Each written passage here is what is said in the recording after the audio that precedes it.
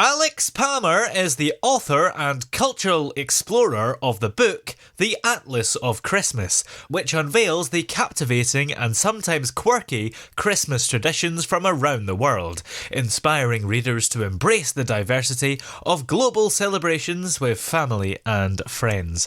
And Alex is on the line with us here. How are you today? Good. How are you, Toby? Excellent, thank you.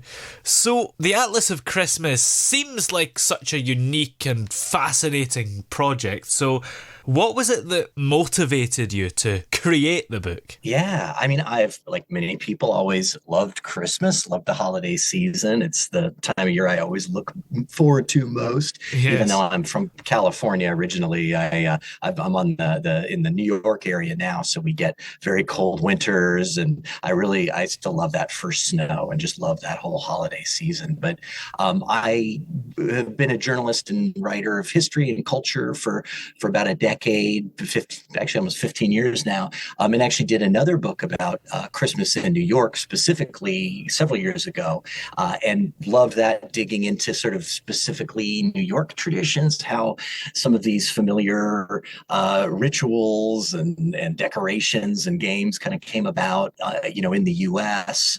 And from that, started thinking, well, what about other countries? How is Christmas being celebrated elsewhere? And what are the roots of some of these traditions, and also how are they? What do the branches look like? What are Yeah. they? Maybe what started from a similar place then kind of gets adapted, and has its own specific ways of being celebrated in certain cities or countries, and just sort of exploring that variety of ways to celebrate this holiday. So, are you able to share a couple examples of Christmas traditions in the book that particularly surprised or fascinated you during your research? Yeah, something that I found really interesting was that in places like these sort of really super local traditions that you would find, where you might be familiar with some variations broadly from one country to another, but some very specific little cities, like in the town of Birchengaden, Germany. I'm probably mispronouncing that, but they Yeah. they have it's this little, in the kind of in the Bavarian Alps there, this tiny little scenic mountain municipality. And they have a tradition of rifle making that goes back centuries. So kind of connected with that local industry, they on Christmas Eve have a widespread, they'll just go to the mountain and shoot the rifles to kind of celebrate, to kind of ring in the holiday.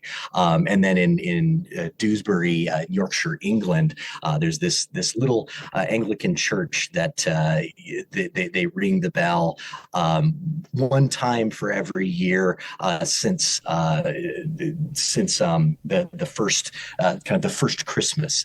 So now Wow. it's up past 2,000 rings. So they'll actually they started at midnight, but it might not be till it's supposed to end. The last ring is set for midnight, so they start at about 10 p.m. now to be able to reach it at that time. So kind of Yeah. those amazing little hyper local traditions I love. That's a good one, because in many years to come, they're going to have to start weeks before. Right, exactly. Like the longer out you get, the more they'll have to prep. Yeah. And is it true that in Japan they have KFC for Christmas? Because that's a rumor that's Yeah. often said. It is, and it's actually some truth to it. It's kind of a very recent tradition, and one that was really sort of uh, not one of those sort of market driven traditions, where Yeah. it actually did start with a local owner of a franchisor of a KFC who kind of invented this and said, well, there wasn't a lot. Japan wasn't a broadly Christian nation, so that wasn't Christmas wasn't this large holiday there like it would be in some of the Europe or North America in some areas. But he said, well, I'm going to try to appeal to these American tourists, and maybe, or Christmas celebrating tourists, and the closest thing to a Christmas goose or a Christmas turkey could Kentucky Fried Chicken. So he started this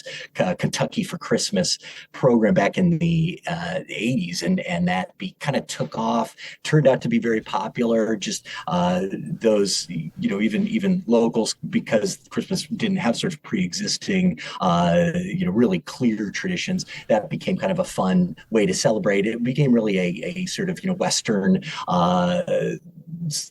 holiday. It was viewed as that. So why not enjoy this sort of Kentucky Fried Chicken, this sort of, American rooted restaurant chain. Yeah. So that's now become more of an annual tradition there, where you can have Kentucky for Christmas. It's mostly, marketing promos around, get your bucket of fried chicken, but it is, you might have Colonel Sanders dressed up as Santa Claus and the whole bit, but it has kind of taken on a life of its own. Oh, yeah.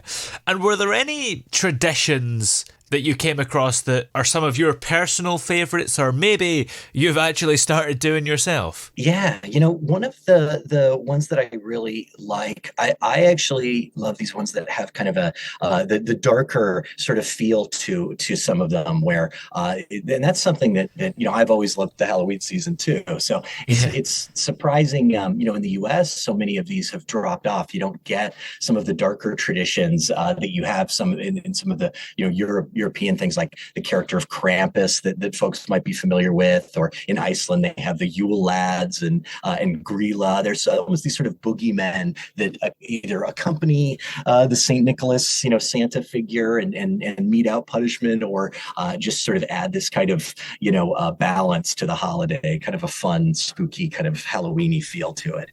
But one of the things I really like is this. In Guatemala, they do a burning of the devil, where they they'll kind of clear out trash from homes and things like that. So it's the idea of sort of a purge, I guess, in a way, of the negative things from the year before.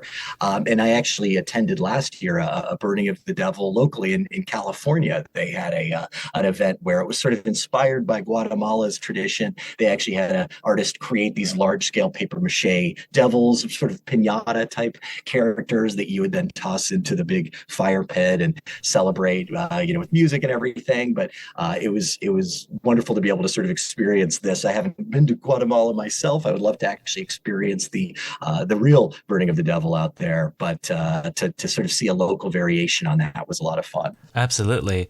Learning about all these different traditions around the world, how do you think that can maybe enhance the way that we all celebrate Christmas in our own communities? Yeah, I think it's always great to see how another group or community or continent even celebrates or explores these ideas. I think it is a great opportunity to understand these other traditions, to see where they come from, and to see how maybe the way we celebrate, where we grew up doing, it both makes us appreciate the roots of these traditions and how they maybe are approached differently, but also makes us sort of reappreciate our own way of celebrating, and maybe even coming up with our own, building on what we already do, or creating a new tradition for your, whether it's just for your own family or for the community. I was in not too long ago in Florida, where they have an annual tradition of the instead of a giant community Christmas tree in West Palm Beach, they have a giant sand Christmas tree that they've created there. And every year that's really become its own tradition. It's a place that it doesn't really make as much sense to have evergreens and snow-covered fir trees, but a giant Christmas tree sandcastle is the way they celebrate. Which actually, you go to Australia or New Zealand, where the temperature is it's a lot warmer there during that time of year, and similarly, you're going to see Santa Claus in his flip-flops and sunglasses, and it's neat to sort of see how these traditions get sort of riffed on, and different circumstances or just innovations and creative approaches can create different kind of different outcomes, and the more you learn about these, the more you appreciate that kind of creative spirit, and realize that a lot of these traditions are meant to be sort of built upon and adjusted and riffed on. That's some of the fun of it. Well, that's quite impressive, making a sand Christmas tree. I'd have no idea how to actually go about that. It definitely involves a bulldozer and some serious construction equipment. Oh, yeah, definitely. How do you think this project has influenced your own perspective on Christmas and the importance of cultural diversity within it? I think it's been so much. It's certainly given me just a much deeper appreciation of, I guess, the importance of tradition and Yeah. how, like, especially it was, it's as I mentioned, in the U.S. the way so many of our, we've sort of dropped off a lot of the darker aspects, but then appreciating in colder climates the importance of having these holidays that are about these midwinter feasting and of lights and sort of pushing away the cold, and that these spooky figures sometimes represent the chill of the temperatures of that time of year. So it's given me an appreciation for the needs that it fills. For sometimes obviously religious factors are key to so many of these traditions, and it Yeah. depends on which area you're going to. But it is interesting the different ways that gets riffed upon. One of there's things like these games that they do. It's these like Holy Innocents Day in kind of a lot of Spanish speaking countries, that kind of is rooted in these stories of these kind of biblically oriented, that started with Holy Innocents Day is actually a holiday, religious holiday, but it's been sort of adapted to become almost a April Fool's celebration, where there'll be sort of pranks and things like that the kids will play on each other, and sort of seeing the way these traditions can kind of evolve and still find new relevance and new meaning from one generation to the next is fascinating. Absolutely. And were there any stories or anecdotes or traditions from your research that didn't actually make it into the book, but left a lasting impression on you?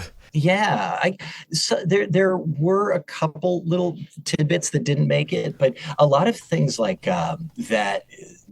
Some of the interesting ones were things that started as maybe more traditions in certain areas, but then were adapted. So they really were more sort of became like a U.S. tradition. Things like the Feast of the Seven Fishes, that is a very important tradition for Italian American community, but the sort of origins of it were a bit distinct from the way that it's celebrated now, when people think of the sort of U.S. adaptation of it. The roots of it are a bit different. So it's some of those kind of, like, when you look at the earliest celebrations of it, I wouldn't necessarily include the whole backstory of how these first began, because it's not necessarily the way they're celebrated today. So the emphasis on the book is more currently how some of these traditions are being practiced. Now that you've delved into Christmas traditions, do you have plans to explore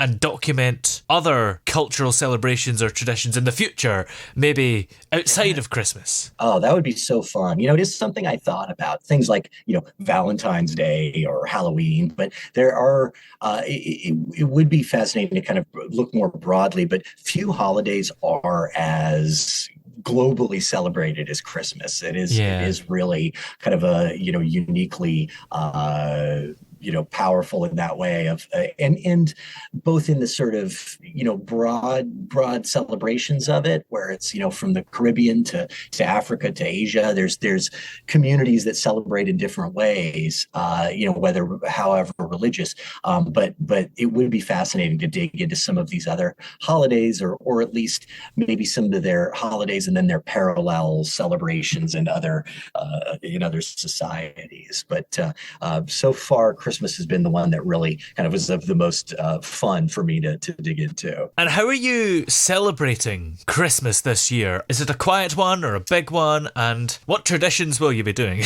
Yeah, that's a great question. This year, I'm actually going to be going to Paris. Ooh. My wife and I are doing a little home exchange with a couple people that are in Paris. They're going to come stay at our place in New Ooh. York. We're going to go out to their place. So I'm excited to kind of explore, have a Parisian Christmas. It's a I've never spent that time of year in France, so I'm looking Yeah. forward to it. I'm already doing the research on some of the best ways to kind of celebrate Christmas shows and things like that. But it's certainly one of the more kind of magical places to be able to celebrate the holiday. So this will be unusual for that reason for sure. Yeah, that sounds exciting, and it'll be your first Noel, so to speak. Exactly. Yeah, looking forward to that. And some of France certainly has a lot of great traditions from sort of the edible Yule log or their Christmas characters as well that are very locally inspired. So yeah, excited to be able to experience them. Yeah.